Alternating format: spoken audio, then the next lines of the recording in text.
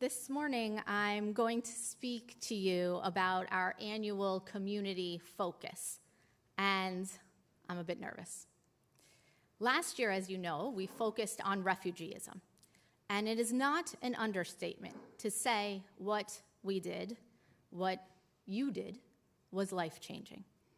Because of you, a family of Ukrainian refugees is safe and well cared for and living in New York. We will continue to support them and to support refugees in general, led by our amazing Social Action Committee. And you can come tomorrow if you want to hear their story and how their lives have been for the past 6 months. But this year, we will have a different sort of focus. This year, I'm asking you to join me on a different type of Jewish journey, a religious adventure of sorts that also has the potential to change the world. You've heard of Mitzvah Day, perhaps? Yes? This year, the Village Temple is going to have Mitzvah Year. We are going to try, as a community, to take the commandments in the Torah seriously and to do them with intention.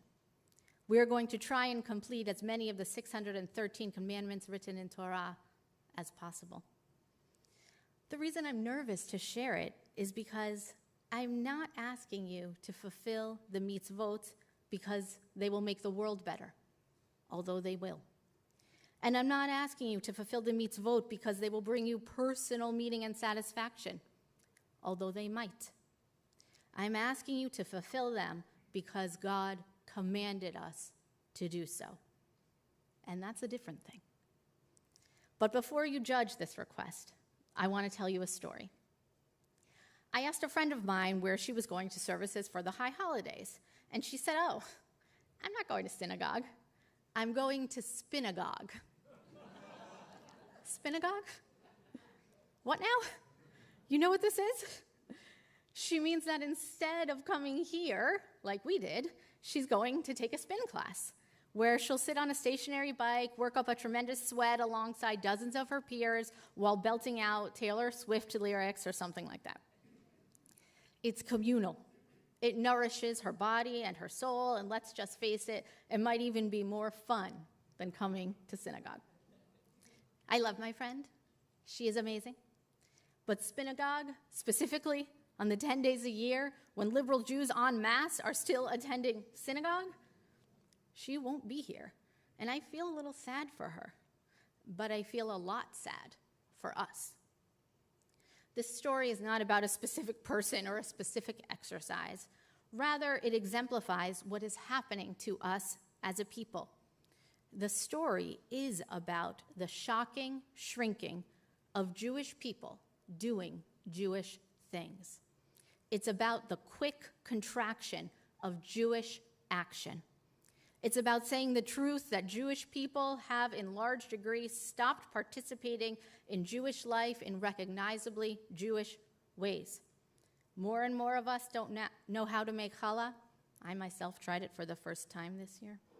More and more of us don't know how to recite the Shabbat blessings with confidence and ease. We don't know how to study Jewish texts, and we don't know how to teach them either. And I'm not saying this to be shaming. I also wish I knew more and I did more. Rather, I say it because we in this room have the power to stop the sharp decline of the Jewish way. And this morning, I am going to propose a way we can do just that. Because if we don't, then in one, maybe 2 more generations, this room could be half the size that it is this morning. Are you okay with that? I'm not. The commandments are the language of Jewish action that tell us who we are, why we are here, what's expected of us. They're the actions that shape our days and our spirits, and this year we have the opportunity to reclaim them as our own. We can relearn to do Jewish things. So we have a choice. We can allow spinagogue to replace synagogue, or not. We can let reading articles replace reading Torah, or not. We can permit social media to control our sense of social justice, or not. We can permit politics to replace Jewish peoplehood, or not. Wellness and news and politics and all these other outlets are important, but they will never be as transformative as visiting the sick. They will never have the impact of lifting up the fallen. They do not have the potential to usher in a time of peace and contentment for all. So this morning I propose that we at the Village Temple stop the shrinking of Jewish deeds and take Judaism back. After all, you are here. You're already doing it. And so you need to be the ones to lead the way for everyone else. You and I can change the world. You and I can give the gift of Jewish life and Jewish living to the next generation and the generation after that. And there's no mystery about how to do it. There's a list. And it's a profound list. And you don't have to be particularly smart or rich or talented or Jewishly knowledgeable to do it. The mitzvot are for everyone. And I want to clarify something. I'm not worried about Judaism itself or that Jews will cease to exist. We are the eternal people, and I'm quite confident that we will continue. I mean, give me a break. We've overcome so much more than soul cycle. But specifically, I am worried about our type of Judaism. I'm concerned about the future of our liberal, modern, open-minded, courageous, socially just, inclusive, creative, egalitarian, spiritual, sophisticated, intellectual Judaism. Orthodox Judaism does not have a problem with continuity. They have other problems. But it's our Jewish way that's slipping away. What do you want for your children's children? Because we have the power to steer the ship. What I'm asking you this morning, asking Jews to do Jewish things, is anything but original. It is not creative or innovative or cutting edge. It's not relevant or timely or trending or cool. I am not going to make a TikTok about it. Rather, the idea of fulfilling mitzvot is ancient and traditional, and in some ways, a bit of an uncomfortable, maybe even radical ask. As I said, I was a little bit nervous to share it with you because I'm asking you to give up for a moment a tiny bit of something we all cherish.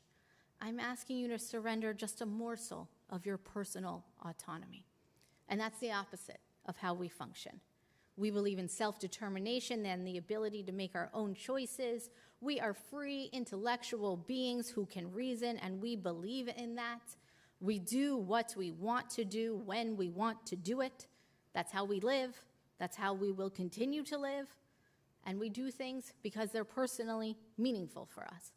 We light Shabbat candles because it's meaningful. And maybe you don't keep kosher because it's not meaningful. But the point is, we decide, we choose, and it's almost impossible to imagine another way of approaching life. So what I'm asking is for you to shelve that drive for a moment and do a mitzvah for no other reason than we're told to. And I know it's a little bit uncomfortable. It sounds like a religious thing or an Orthodox thing, and maybe you don't even consider yourself a religious person. But I have news for you.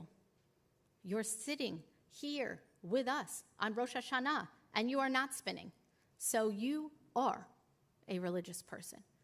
We need to own our tradition. And we might even look down on doing something just because we're told to. As a child, if I heard a parent on the street tell their child, do it because I said so, I always thought that was a stupid reason. It was a way to deflect from answering the question of why, a way to diminish their own ability to reason and self-determine. Because I said so doesn't really work for Jews like us. So what we're going to do this year is not small. Because I am suggesting we put our self-certainty on a brief pause and participate in another system. Be aware, you might not get anything from fulfilling a mitzvah. And you may not feel like you're giving anything either. It may not be meaningful to us immediately, but fulfilling a mitzvah is not necessarily for us to comprehend. And that's a good thing. Imagine for a moment if we don't always know what's best. Imagine that God has commanded the Jewish people to behave in certain ways for reasons that we may understand and we may not. Rabbi Abraham Joshua Heschel wrote that ceremonies, like this one that we're doing right now, are relevant to man. Mitzvot are relevant to God. Ceremonies are folkways. Mitzvot are ways to God. Ceremonies are expressions of the human mind. What they express and their power to express depend on a mental act of man. Their significance is gone when man ceases to be responsive to them. Mitzvot, on the other hand, are expressions or interpretations of the will of God. While they are meaningful to man, the source of their meaning is not in the understanding of man, but in the love of God. You and I are not creators of the universe. And to think we are masters of the universe, knowing everything, controlling everything, is a fallacy. What if we conjured ourselves as people who have received traditions? What if we complied with the commandments just because they're there and we're curious? Because living life through that lens is a reminder that we as individuals are not the center, that we are mere mortals serving a greater God for a greater purpose, that we are simply a tiny part of a centuries-long Jewish history, that we are nothing more, but also nothing less. What if we humbled ourselves and opened ourselves up to Judaism in a new way? And we will do it our way, with that wonderfully liberal sense of freedom to interpret and to use our immense creativity. So how will we do it? How will we fulfill all of the mitzvot? One at a time. There are 613 mitzvot in the Torah and many beyond, and I have some good news and bad news. The bad news is we will try to fulfill them all, and spoiler alert, we will fail. Hundreds of these commandments are dedicated to service in the temple, and I don't think animal sacrifice is the way we want to go. And we will also fail, because the moment that you complete one of these commandments, many of them, you have to do again. They're not really a checklist. It's not one and done. Fulfilling mitzvot are more like a recipe that your grandmother received from her mother, from her mother, from her mother, and so on. We've been tinkering with the mitzvot for generations, and we're never done. Rather, we repeat them in our own time, in our own way, adding new ingredients, subtracting others, and now it's our turn to be a part of this religious experiment. But there's good news. The good news is that this year, we will reinsert ourselves into an ancient conversation by reconnecting with what it means not to be Jewish, but to do Jewish things. We will show the rest of the liberal Jewish world how it's done. We will make challah with friends. We will welcome guests. We will pray with intention. When we talk about passing Judaism, we will know exactly what we are passing down. It is not confusing, and we will anchor ourselves to that divine list. And these mitzvot are the unlock to joy, community, wellness, mental health, perspective, wisdom, and maybe to redemption itself. The good news is that maybe, ani ve'ata neshaneh et ha'olam, maybe you and I will change the world. In the days following Yom Kippur, be on the lookout for a communication from us where we will ask each family to fulfill a few specific commandments and ask you to let us know when you do. Let me say in advance, I'm particularly sorry to some of the families who have the hardest mitzvot to fulfill. I don't know how you will make a parapet on your roof. Good luck. I'm sorry to the family who gets the mitzvah that has to do with when you see a beast that's fallen down unaided.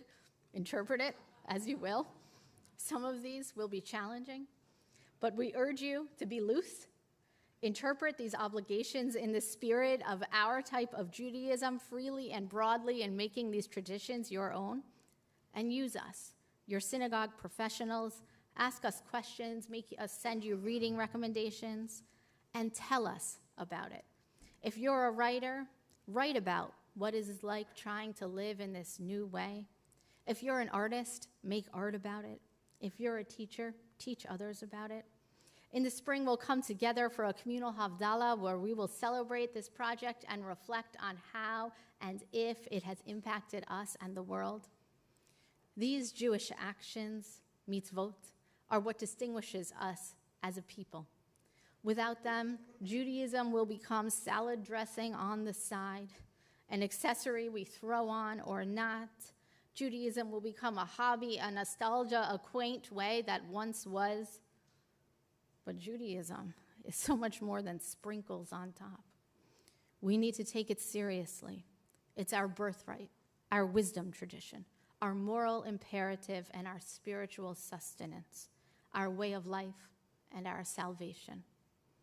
It's a mitzvah to hear the shofar blow on Rosh HaShanah, and you are here hearing it. It's a mitzvah to show up for prayer. You are here saying the words. It's a mitzvah to respect your elders, and you are here right now helping someone find a seat or a page number. And so I already know you are on the right path, and you will be the leaders of revisiting our old friend Judaism, and you will show the rest of the liberal Jewish world how it's done. Ani ve'ata neshoneh et ha'olam. You and I can change the world. Shana Tova.